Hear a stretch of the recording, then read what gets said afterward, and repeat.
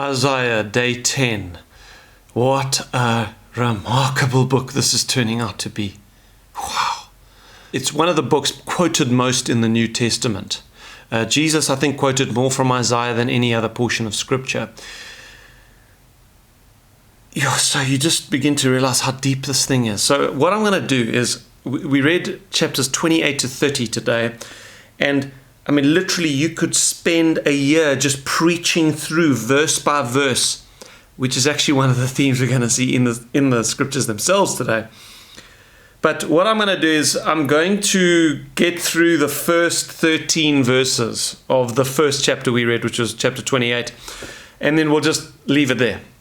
And you're going to see why it actually ties into the theme this morning of why I want to do it that way, as if we could just keep going verse by verse through the rest of the chapters. So let's read from the beginning of chapter 28. Woe to the crown of pride, to the drunkards of Ephraim, whose glorious beauty is a fading flower, which is at the head of the verdant valleys. To those who are overcome with wine. So who is Isaiah addressing here? He's addressing initially the leaders, the royal house of the northern kingdom of Israel. It was after this that the Assyrian king Sennacherib in 702 BC conquered the northern kingdom entirely. So it's the royal house of this northern kingdom that was going to be taken captive that Isaiah is addressing. He calls them the drunkards of Ephraim. Okay, so here's one theme that we could preach on this morning, is the dangers of alcohol and how it will ruin your life.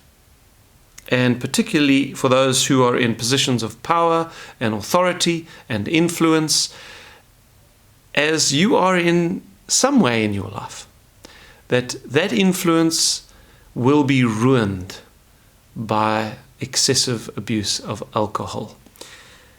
And here the northern kingdom, we've got the kings of Israel who were just a bunch of drunkards.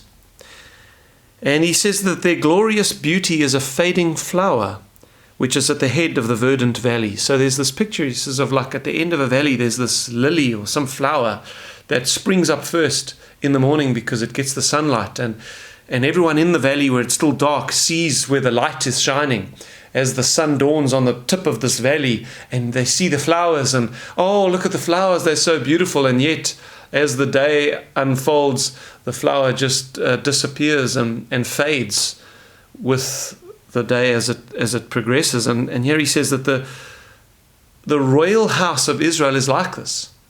Like, though they attract all this attention, even as the royal family do in our day, the royal families of the world, particularly the British royal family, they like attract all this attention and everybody sees them and they're so glorious.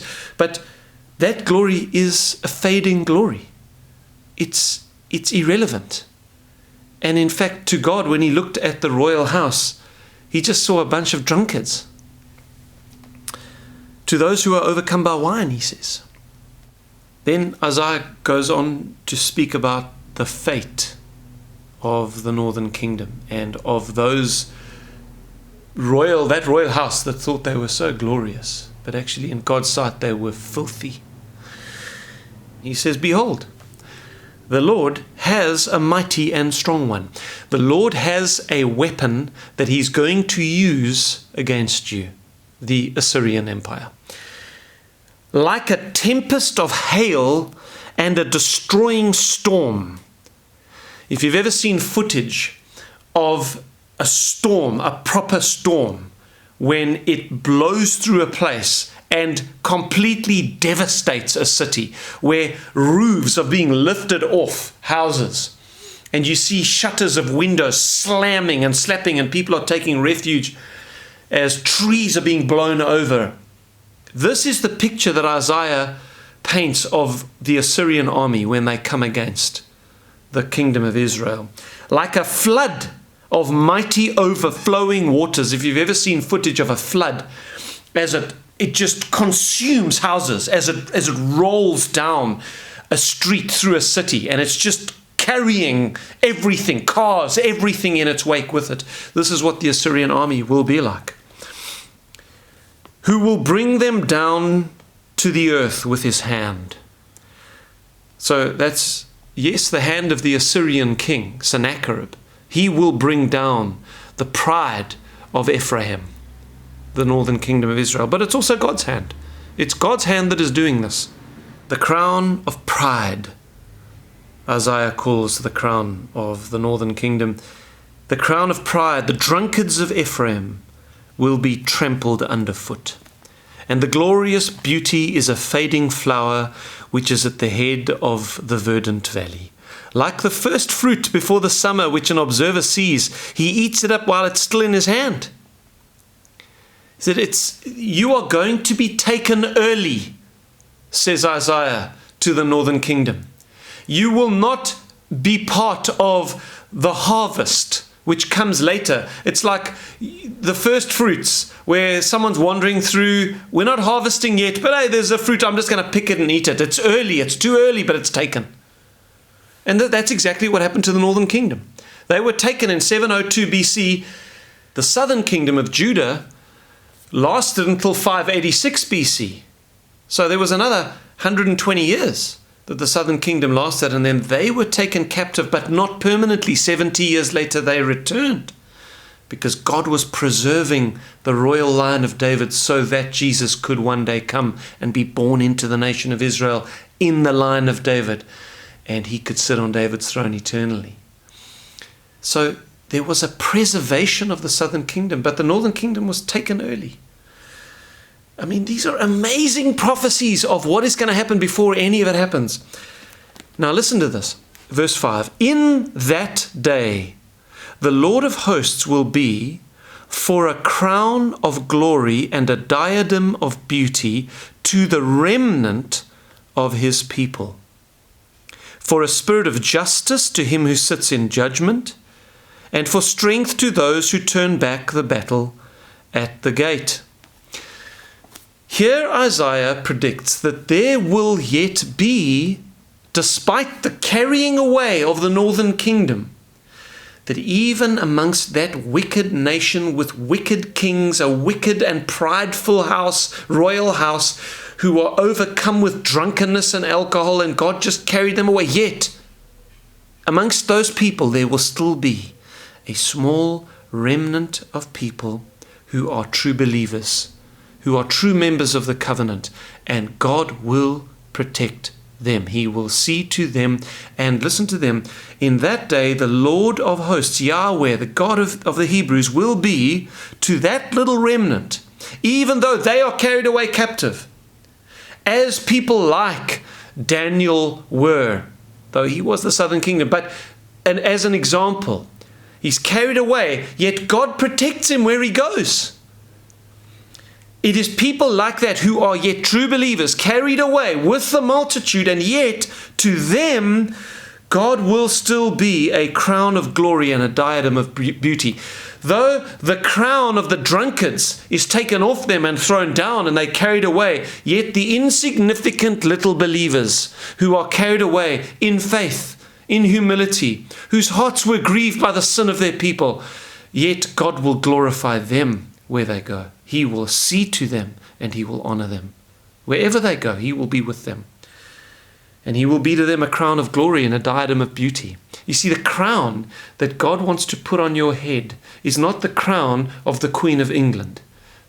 That thing might just be covered in vomit from drunkenness.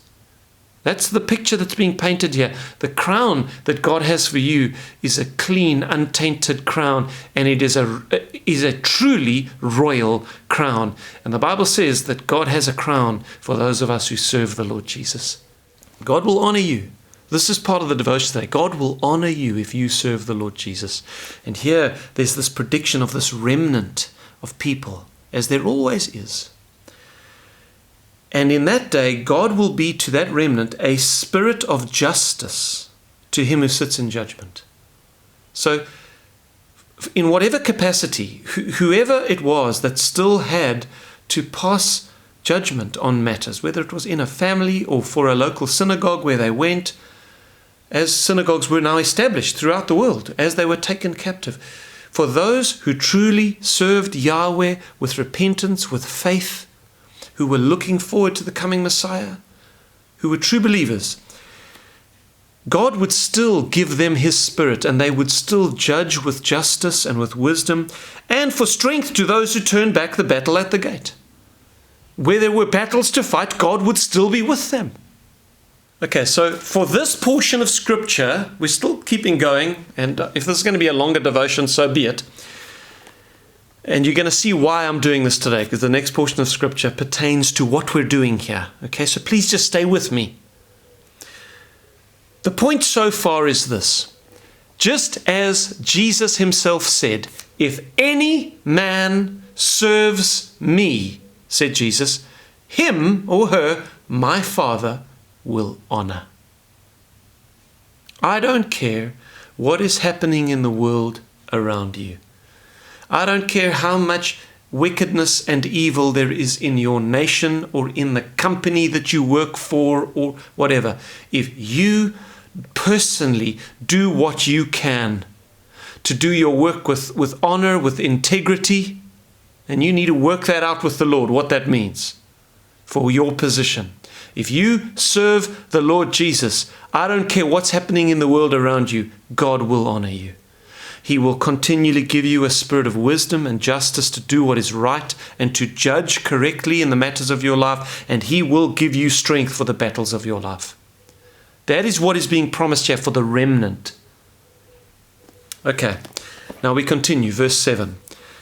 But they also have erred through wine and through intoxicating drink are out of the way. The priest and the prophet have erred through intoxicating drink. They are swallowed up by wine. They are out of the way through intoxicating drink. They err in vision. They stumble in judgment. For all tables are full of vomit and filth. No place is clean. So now Isaiah turns his attention from the royal house of Israel to the priests and the prophets of God's people, the religious leaders themselves. And don't you know, we do know that the greatest enemies of Jesus, the Messiah Himself, when He came into the world, were the religious leaders of the Jews. So here Isaiah turns his attention to them, the priests and the prophets, and he says, yeah, you people who are meant to be the spiritual leaders of God's people, you also are overcome with alcohol. It's not just the royal household that are a bunch of drunkards, it's you, the religious leaders, that are so drunk you're vomiting everywhere. Now listen to the indictment that Isaiah makes, or God through the prophet makes, upon the religious leaders. This is so important to understand. Listen to this. And if you're a religious leader, if you're a pastor or a preacher, this may be one of the most important things you ever hear. Isaiah now quotes the religious leaders of the day as they are speaking about him, Isaiah. He quotes their own words back to them, and he says this: whom will he teach knowledge? So this is the drunkard Pharisees and Sadducees and scribes and the religious leaders, the priests. This is them speaking about Isaiah. Oh, whom will he teach? And whom will he make to understand the message? Those just weaned from milk, those just drawn from the breast. For precept must be upon precept, precept upon precept, line upon line, line upon line, here a little, there a little. So this is the criticism that Isaiah was receiving from these drunkard religious leaders. They are saying, man, this guy Isaiah, honestly, when he's busy preaching to us as a prophet, it's like he's so pedantic. It's like such a childish message. All he ever talks about is repentance and judgment, and it's so wearisome. And when he teaches and preaches, he goes through the scriptures, and Isaiah was obviously using the Mosaic scriptures as he was preaching to the people, and it was It was a line upon line, precept upon precept. Man, he was just going through it verse by verse by verse. And it's so exhausting. It's so wearisome. Oh, this guy is so obsessed with the scriptures. And he's just going through it line by line. Oh, my goodness. It was just so exhausting to these people to have someone actually preach the Bible to them. Now, I want you to see how God responds on behalf of Isaiah to that criticism. Isaiah says, "For with stammering lips and another tongue, he, God, will speak to this people, to whom he had said, this is the rest with which you may cause the weary to rest. And this is the refreshing." Yet they would not hear. God had said to the religious leaders of his people, this is the way to cause the weary to rest. If you're a preacher, listen to me. You are responsible for weary souls in your congregation, and God has told you how you will bring rest to the weary. And this is the refreshing. This is how to refresh your people. This is how to bring times of refreshing from the presence of the Lord in your church. This is how you do it. You preach line by line. You add precept upon precept. You speak and teach as if you are preaching to children. You go line by line through the scriptures. You base your teaching and your preaching on the scriptures. You don't just preach your own thoughts. You don't just let your mind ramble. You go through the scriptures pedantically, line by line, verse by verse, and you bring out the sense of the scriptures, as I am doing with you in this message today. This is how to preach. And I hope you see that that's not my opinion. That is what is happening in the verses themselves today. And yet, the religious leaders didn't want any part of it. They did not want to teach from the scriptures. They wanted to just do their own thing and enjoy a party. But the word of the Lord was to them, this thing of, for with stammering lips and another tongue, God will speak to this people. So this is a prediction of what would happen. Isaiah says, okay, God has tried to tell you how to be faithful in the ministry. But because you've not been faithful in the ministry, let me tell you what's going to happen. God is going to teach you with an even more childish language. In fact, it's going to be so unintelligible to you, like they were saying of Isaiah, man, he should be teaching little children.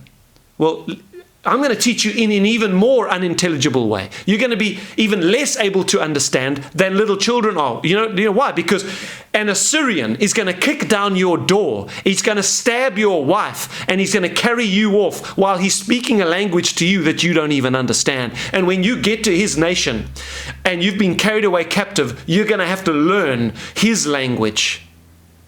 A whole different language is going to come into this place. Hectic prophecy. And it happened. It's fulfilled. And interesting, you could have another whole sermon about how Paul then picks that up when speaking about the gift of tongues.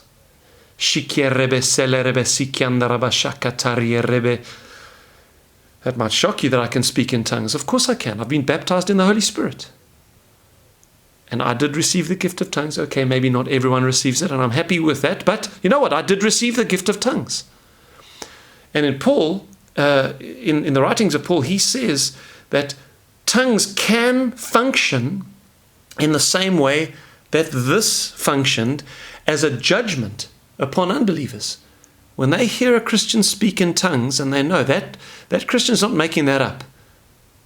This is not just now some dead religion anymore. That person has had an encounter with something, that it can be a sign of judgment that they do not worship the living and true God. But the word of the Lord was to them. This is how the religious leaders of the day treated the scriptures. And now he quotes them again. Precept upon precept. Oh, so boring. Precept upon precept. Line upon line. Line upon line. Here a little. There a little. Now it was that way to them. Why? so that they might go and fall backwards and be broken and snared and caught. If you as a Christian leader do not preach the scriptures, and if you do not let the scriptures completely dominate your message on a Sunday morning, your church will not be fed, your people, the weary amongst them will not be comforted, and the people will not receive times of refreshing. And if you as a Christian, whether you're a leader, whether you're just an everyday Christian who goes to church and listens to preaching, if your opinion of the scriptures is the same as this, oh my goodness, I hate these guys that just preach through the Bible. Give us lights, give us excitement, just tell us stories, tickle our ears. You know what will happen to you? You will go and fall backward, and you will be broken and snared and caught, because that's what the devil wants to do to you. And it is the faithful teaching and preaching of the scriptures that God has given us that will strengthen the church.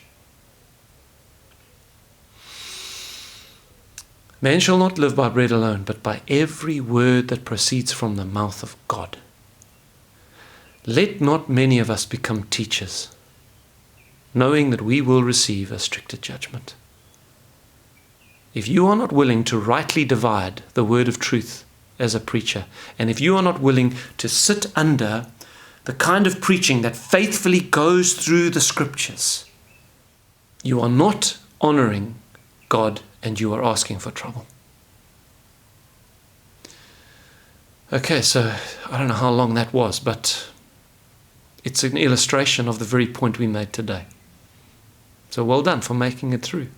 God bless you, and I'll see you tomorrow.